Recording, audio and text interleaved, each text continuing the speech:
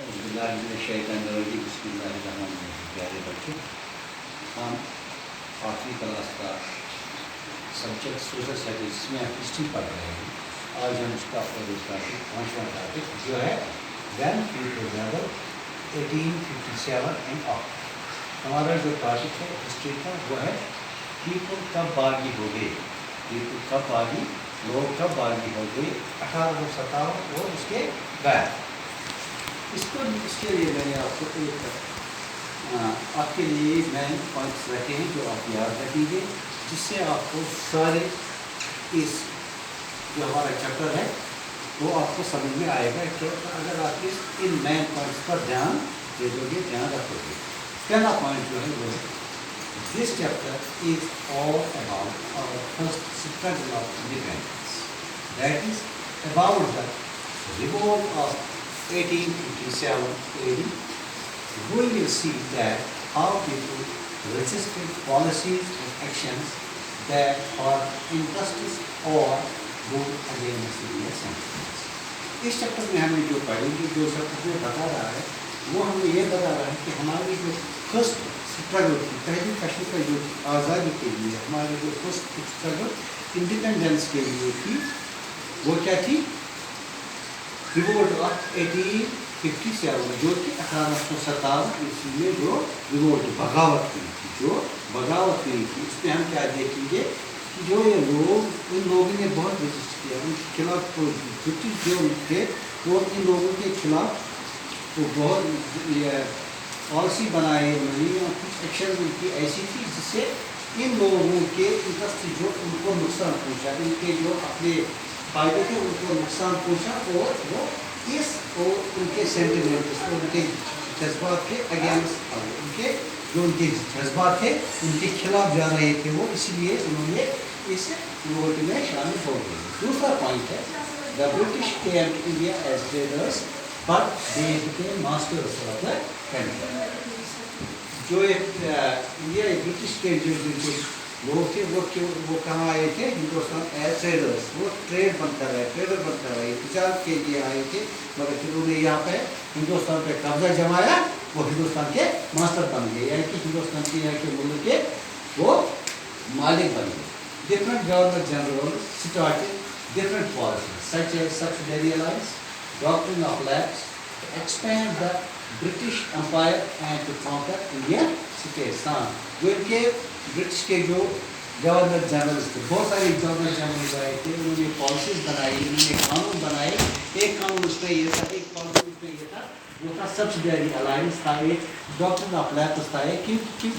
क्यों बनाए थे ये कानून?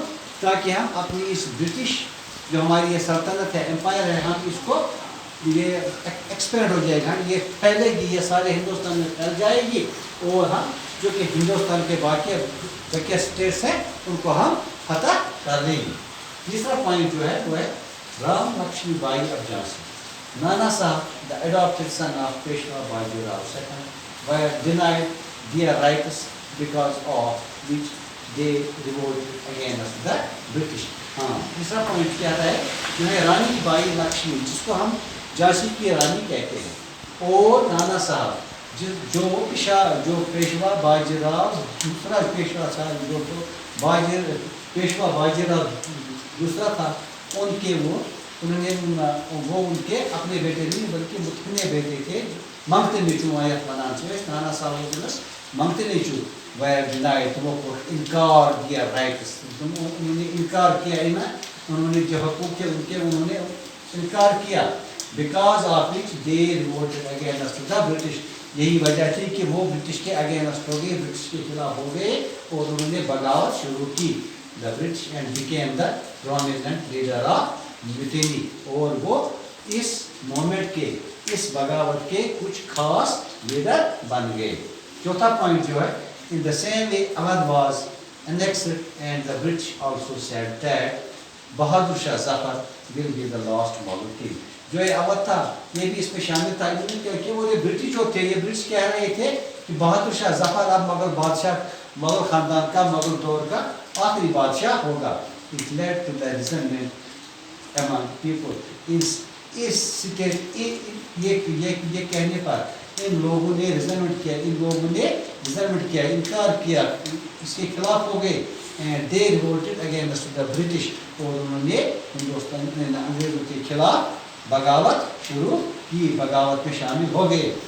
Mochwa point है, Indian spies were given very less wages and facilities as compared to British. जो इस ब्रिटिशरों से ने जो इनमें हिंदुस्तानी सिपाही थे, इनको ये कम वेजेस, कम तनख्वाह, कम पैसे या फैसिलिटीज उतनी नहीं मिलती थी जितनी कि ये अपने बंदों को दे रही थी, अपने मुलाजिमों को दे रही थी।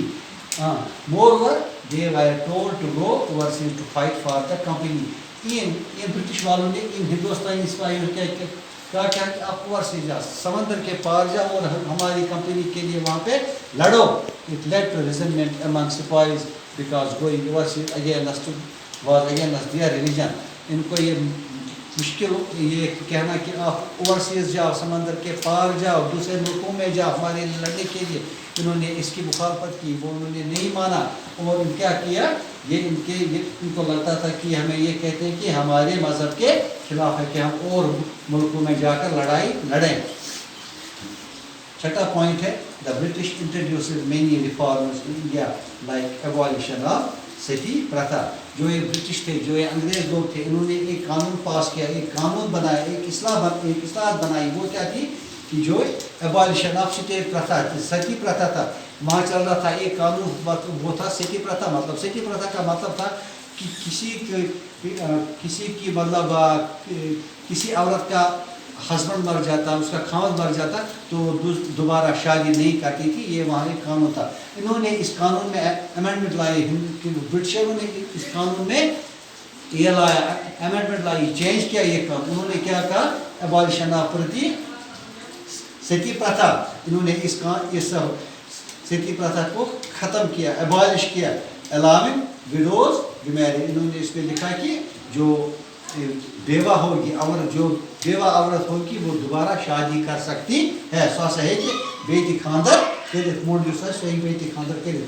Indians got annoyed with this because they thought that the British are interfering in their religious customs. इनको ये बुरा लगा, ये इन्होंने नहीं माना। ये क्या कहते लगे, इंडियंस कहते लगे कि ये हमारे मजहबी मामलात में दखल दे रहे हैं, ये हमारे मज़हब में जायज़ नहीं है, हम ये नहीं करेंगे। That is why they turn towards mutiny. यही वजह थी कि लोग बगावत में शामिल हो गई। बच्चे ये तो हमारे आज के हम कुछ पॉइंट्स में 6 पॉइंट्स पढ़े, बाकी इसके पॉइंट्स इंशाल्लाह तो हम कल देखेंगे। तब तक के लिए खुदा हाफ़िज़।